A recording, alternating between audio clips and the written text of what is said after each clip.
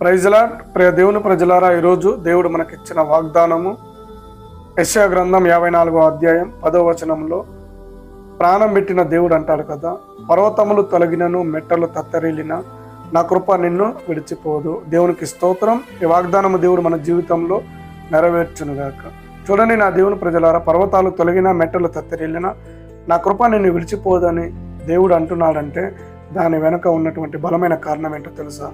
శోధనలు వచ్చినా, శ్రమలు వచ్చినా, కష్టాలు వచ్చినా, కన్నీళ్ళు వచ్చినా, నష్టాలు వచ్చినా సరే, నువ్వు ఆయనను ప్రేమించావు, ఆయనను ఆరాధించావు, ఆయన కొరకు నిందలు, శ్రమలు, అవమానములు పడ్డావు గనక ఆయన కృప వెతుక్కుంటూ నిన్ను కాపాడుతుంది, వెతుక్కుంటూ నిన్ను బలపరుస్తుంది. ఆ కృప దిగి వచ్చి నిన్ను ఆశీర్వదిస్తుంది. కనుక నా దేవుడి ప్రజలారా, మనం బలహీనులమైనప్పుడు, మనం పడిపోయే స్థితిలో ఉన్నప్పుడు మనం చేసిన భక్తిని దేవుడు జ్ఞాపకం చేసుకొని దానిని కృపగా మార్చి మనల్ని బలపరుస్తూ, స్థిరపరుస్తూ ఆశీర్వదిస్తాడు. అదే దేవుని